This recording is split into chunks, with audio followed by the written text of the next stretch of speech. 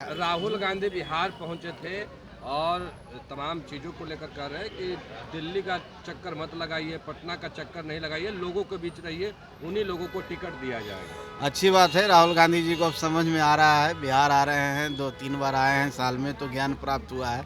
मेरी शुभकामना है।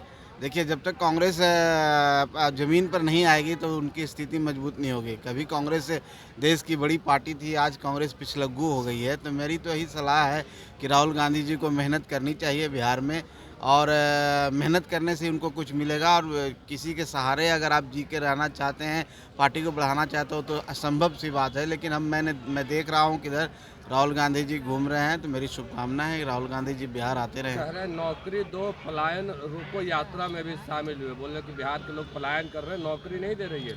अब तो प्लान वो खुद कर गए हैं। जैसा हम देखे कि वो आए 24 मिनट भी बेगूसराय में नहीं रहे हैं, और कुछ हाथापाई भी हुई। तो पहले तो अपने वर्कर को संभाले, एक साथ करें, तब जा कर के इस तरह की बात करेंगे तो ठीक है। उनका अपना एजेंडा है, लेकिन इससे कोई फ़र्क पड़ने वाला नहीं है। एनडीए मजबूत है और हम लोग पूरी मुस्तैदी से खड़े हैं और जनता के लिए काम कर रहे हैं, बिहार के लिए काम कर रहे हैं, और आने वाले समय में हमारी सरकार भी बनेगी। आरजेडी की ओर से मुसहर सम्मेलन बुलाया गया, क्या लगता है आपको?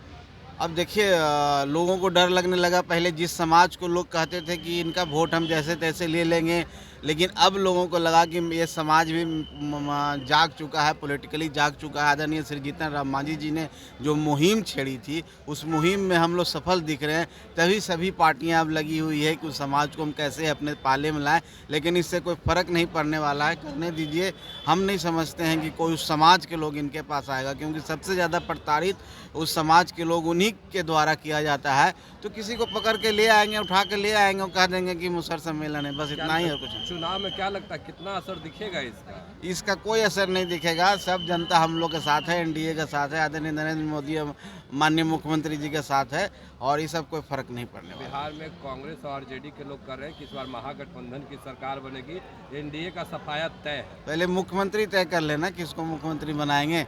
राहुल गांधी जी यार धूप में घूम रहे हैं, एसी छोड़ करके रोड पर घूम रहे हैं। आप समझ लीजिए कि उनके मन में क्या चल रहा है। वो अकेले चुनाव लड़ेंगे, इसलिए इन लोगों का सपना कभी नहीं होना है, क्योंकि एक साथ हो ही नहीं सकता है।